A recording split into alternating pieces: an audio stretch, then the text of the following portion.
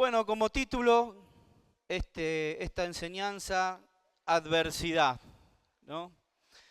Y en Primera de Tesalonicenses 2:18 dice la palabra, para entrar un poquito en contexto y no dar solamente este versículo, el apóstol Pablo le escribe a los de Tesalónica y es bastante tierna la palabra, esta carta que el apóstol le escribe a esa iglesia, ¿no? De hecho, los compara, dice, ustedes son como la iglesia de Judá.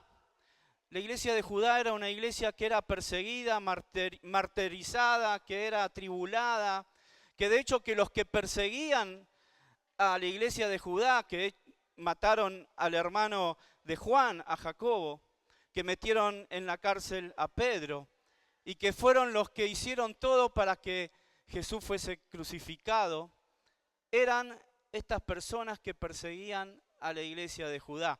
Y el apóstol Pablo dice, ustedes son como esa iglesia, ¿no? Como esa iglesia, y dice, es como que cuando uno lee ahí la palabra, es como que la iglesia de Tesalónica le ganó el corazón a Pablo. Es como que Pablo, el apóstol Pablo se enternizó, se enamoró de esa iglesia.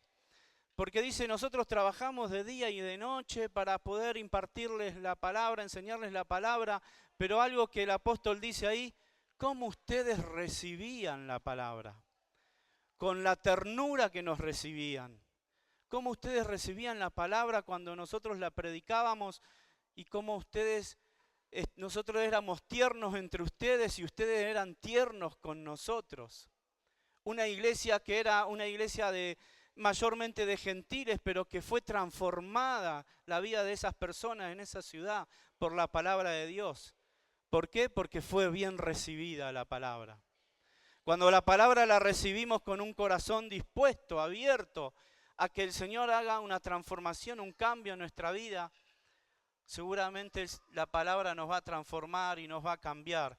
Entonces, como para entrar un poquito en el contexto de lo que el apóstol Pablo sentía por esta iglesia, dice que sentía ternura de día y de noche. Trabajábamos para ustedes y hemos recibido de ustedes también mucha ternura.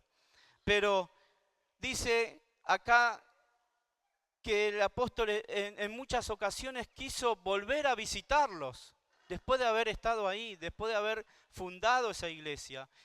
Acá dice, por lo cual quisimos ir a ustedes, yo, Pablo, ciertamente, una y otra vez, pero Satanás nos estorbó. Una y otra vez, pero Satanás nos estorbó. Y yo no meditaba en este versículo como diciendo, ¿cómo puede ser que un hombre de Dios, lleno del Espíritu Santo, que resucitaba muertos, que las señales, los prodigios y los milagros lo seguían y que él predicaba la palabra con poder, no solo con humana sabiduría? Pero acá tenía el discernimiento espiritual el apóstol de saber que Satanás le estorbaba para poder llegar una vez más a Tesalónica.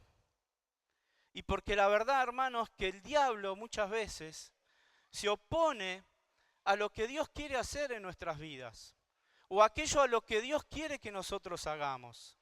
Y Satanás se opone y es un estorbo. Y no es que se presente ¿no? El diablo dice, yo soy el diablo y te estoy estorbando. Sino que el apóstol tuvo que discernir que finalmente era el diablo el que se le oponía, el que le era estorbo para poder llegar a ellos. Y este discernimiento espiritual que tenía el apóstol, de discernir que era el diablo el que lo estorbaba.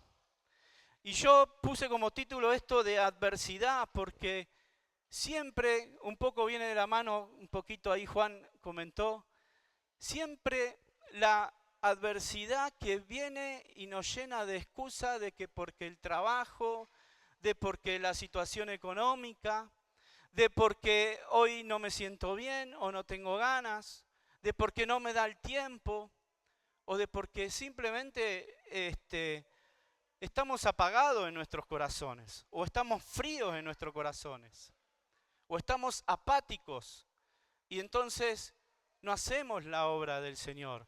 Y es verdad que el diablo muchas veces se opone.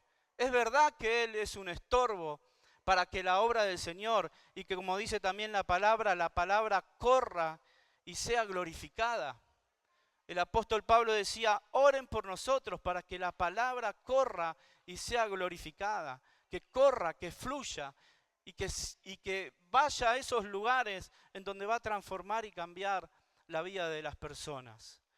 Pero siempre vamos a encontrar oposición y adversidad a que la palabra de Dios se predique, se enseñe, se ministre. Siempre. Todos los apóstoles la iglesia era perseguida a causa de predicar el evangelio. El apóstol Pablo dice que él dice, yo llené todo con el evangelio.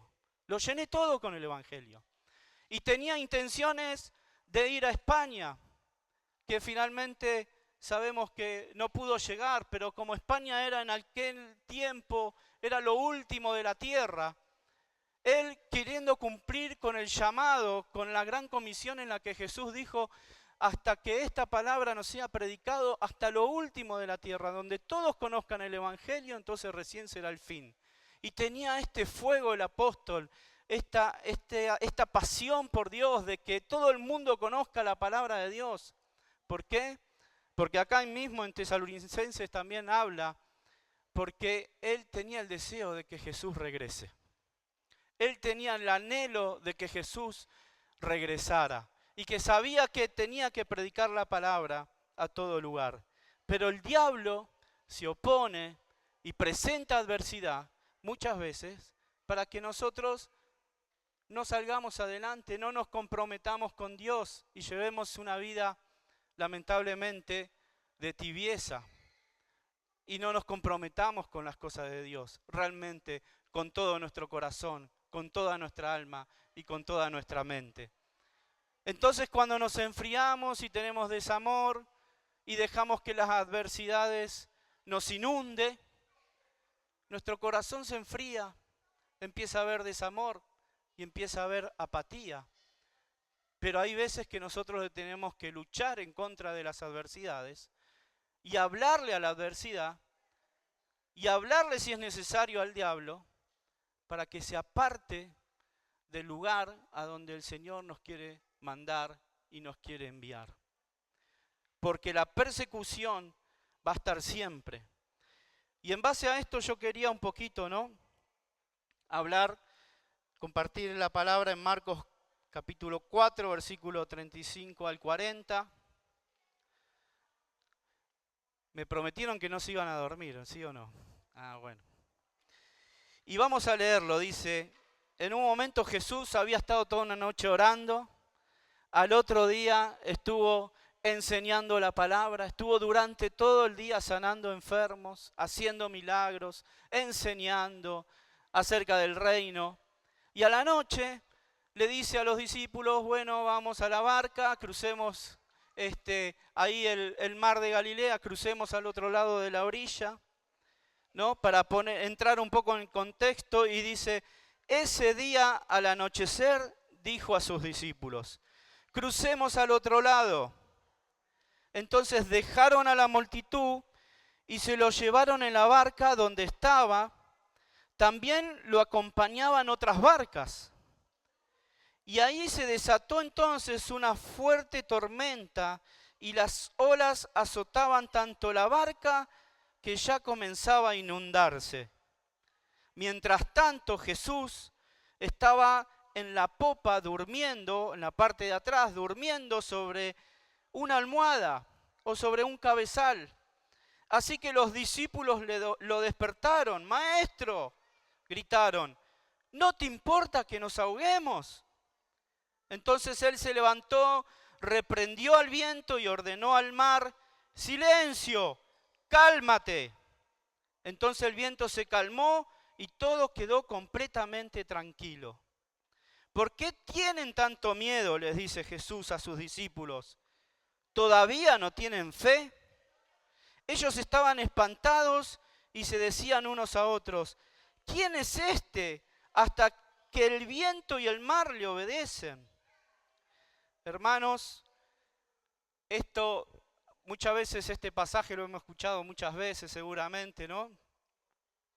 Pero desde el punto de vista de Jesús, en donde Jesús estaba cansado y algunos dicen que se hacía del dormido, ¿no? Yo creo que realmente Jesús estaba durmiendo. Estaba durmiendo, le estaba zarandeando la barca, estaba entrando el agua en la barca, pero él estaba descansando y estaba confiando porque sabía quién era su padre.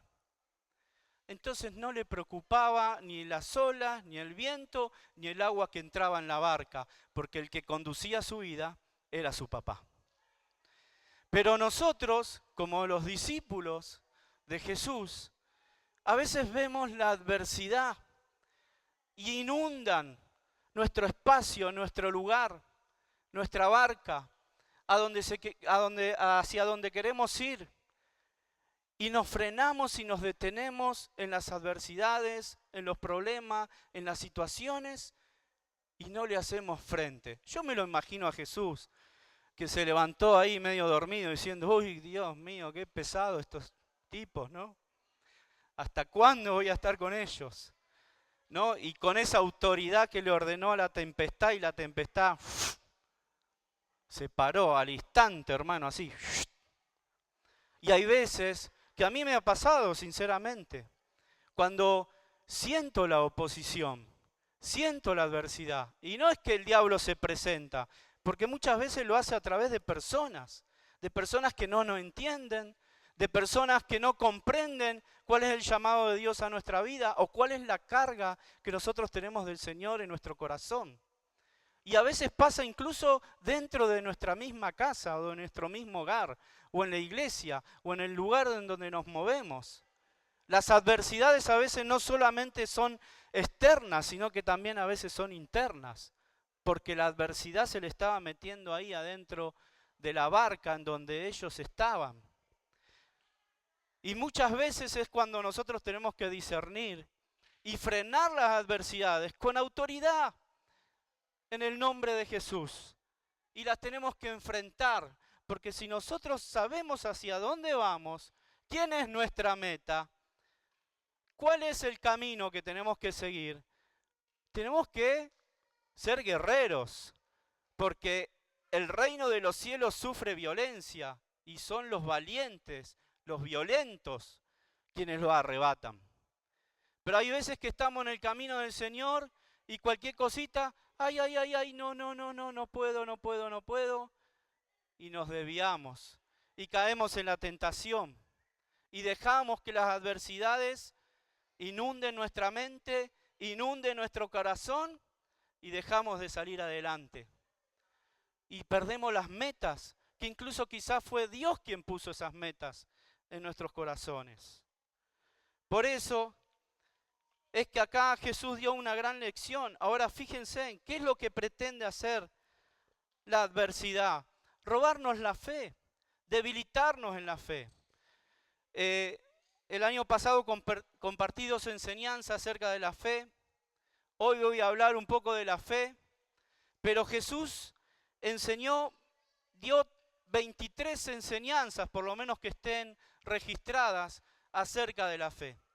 Así que si Jesús dio 23 enseñanzas acerca de la fe, a mí me quedan 20 todavía, como para poder dar. Pero Jesús 23 enseñanzas acerca de la fe y discernir cuando viene la adversidad. En estas vacaciones que salimos con familia, gracias a Dios, el Señor nos bendijo, anduvimos ahí por el sur, ¿no? Y subimos algunos caminos en donde uno va por el bosque, aquellos que recorrieron saben que es muy lindo, entonces uno hace los caminos y demás, y después de que caminás y que te cansás, y que hay adversidad porque te agitás, y tenés subida y tenés bajada, ¿a quienes le gusta el trekking o le gusta caminar? Pero uno camina y te tenés que forzar en el camino, y estás ahí en medio del bosque que, bueno, ves todo árboles. Pero uno va esperando llegar al final del camino, ¿sí o no? A ver qué va a haber al final del camino, con qué me voy a encontrar al final de este camino. Y muchos dicen, bueno, un mirador maravilloso, o un lago, o un río. Y la verdad que en algunos lugares donde uno llega al final del camino ve todo así, una vista maravillosa, una, algo hermoso, ¿no? De apreciar, de estar ahí, de tomar unos mates. Y ya uno se olvidó de todo lo que le costó llegar hasta ahí. ¿Sabés cuándo te acordás? Cuando tenés que volver. Pero decís, wow, qué lindo, ¿no? Qué lugar hermoso, qué maravilloso este lugar que llegué. Y apreciarlo, y estar ahí, se sacan fotos, selfie. Pero cuando nosotros ponemos nuestra mirada en Jesús y sabemos que Jesús es nuestra meta y Él es el final de nuestro caminar, Él es nuestro destino, es el lugar más hermoso. No podemos separar nuestra mirada de Cristo, porque si separamos nuestra mirada de Cristo, nos vamos a desanimar, todo lo que viene, las adversidades, nos van a querer frenar y hacer retroceder e incluso salir del camino. Y saben que en este camino había personas que decían, no, yo no sigo más, porque ¿cuánto falta hasta llegar? Y se volvían. ¿Y cuántos se vuelven del camino del Señor? Y se vuelven del camino del Señor porque no tienen su mirada en lo más hermoso y en lo más maravilloso que es nuestro Señor. Poder sentir y decir, me voy a encontrar con Cristo al final de este camino. No me importa la adversidad, no me importa la tentación, la voy a resistir en el nombre de Jesús para poder llegar y alcanzar aquello por lo que yo fui llamado y por lo que el Señor me marcó para llegar. Y vamos a tener que trabajar, pero vamos a tener que enfrentar esas adversidades. En mis 30 y pico de años de que conozco al Señor, tengo registradas 3 visiones claras de las cuales no me puedo olvidar, como si lo hubiese vivido en carne y hueso. Aquellos quizás que han tenido sueños o incluso que han experimentado una visión, pero una que experimenté no hace muchos años atrás, era una en la que como que el Espíritu Santo me llevó a un lugar en donde se abrían las nubes y yo podía ver desde arriba cómo estaba Jesús con sus discípulos, caminando a la orilla del mar. Y yo quería alcanzarlo, en la visión decía, yo lo quiero alcanzar, y Jesús estaba así de espalda mirando hacia los discípulos, como divirtiéndose, o hablando, o disfrutando de ese momento. Y yo sentía que estaba muy cerca de él, como a 30 metros, y lo quería agarrar y lo quería tocar. Pero en ese momento volví al lugar en donde estaba. Y yo digo, 30 metros nomás, un poquito más y lo toco a Jesús. Qué lindo hubiese sido. Y durante mucho tiempo y hasta el día de hoy a veces me viene a la memoria de decir, Señor, quiero llegar a donde estás vos. Que evidentemente me falta para poder llegar a donde está Cristo. Y esa es mi meta. Y cada vez cuando me viene el desánimo, cada vez cuando viene algo que me quiere apartar de las cosas de Dios, cuando vienen adversidades, traigo a memoria el hecho de que yo estaba cerca de Jesús casi como para poder llegar a donde Él estaba. Y yo en ese momento decía, lo quiero abrazar. Y luchaba para poder llegar a Él. Pero no fue el momento. No pude. Era algo como que lo había vivido totalmente.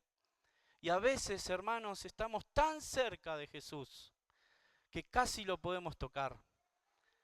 Pero por una adversidad, por un problema, por una situación, nos desanimamos, dejamos que el desamor entre en nuestros corazones, dejamos de orar, de interceder, de leer la palabra, de vencer las tentaciones y de vencer las adversidades. Las adversidades muchas veces, son muchas las adversidades, ¿no? A veces por padres separados, heridas emocionales, abusos físicos, espirituales o mentales.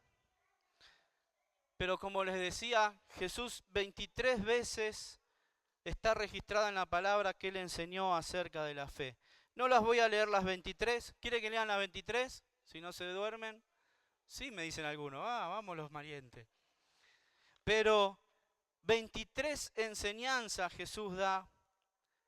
Y uno es la fe como el grano de mostaza, que muchos la han escuchado, Mateo 17:20. Que todo lo es posible, Marcos 9:23. Tener una fe en Dios, no solo en conceptos o religiosidad, Marcos 11:22. La fe salvadora. Hermanos, yo descubrí que una cosa es creer en Jesucristo, y de hecho algunos teólogos han enseñado sobre esto, tener la fe salvadora. El hecho de que creí en Jesucristo y fui salvo. Fui salvo. Pero no sé si les pasa a ustedes que a veces tienen fe para ciertas cosas, pero para otras cosas parece que falta la fe. ¿Sí o no? O parece que hay dudas.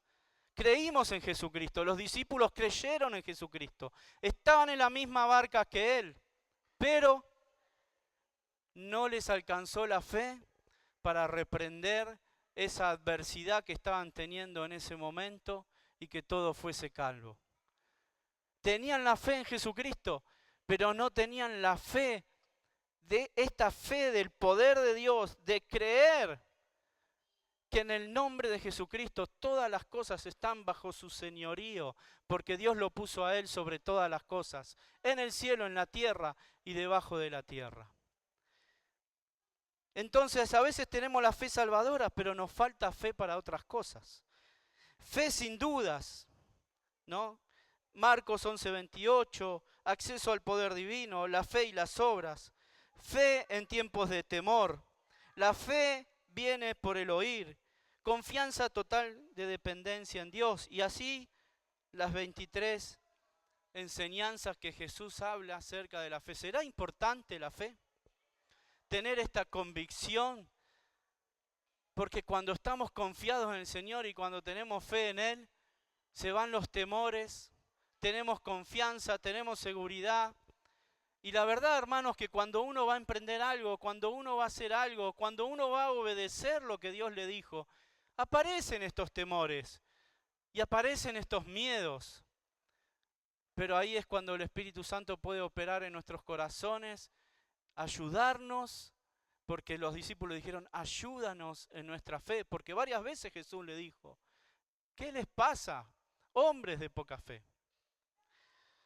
Y es ahí donde el Espíritu Santo puede actuar en nuestros corazones y quitar nuestros temores y nuestros miedos. Una de las cosas es que necesitamos ser sinceros con Dios. Porque cuando tenemos este tipo de dudas o cuando nos pasan este tipo de cosas, poder ser sinceros con el Señor y decir, Señor, me está faltando la fe, no estoy creyendo. Señor, me está ganando la tentación. Perdóname, Señor, por mis pecados, me arrepiento. Poder tener esta fe de volverse a Dios, de creer que si nos volvemos a Él, Él está para escucharnos, para abrazarnos y para restaurarnos. Como les decía, la fe salvadora es súper importante, pero después está la fe que nos ayuda a superar las adversidades. Necesitamos la fe para superar las adversidades.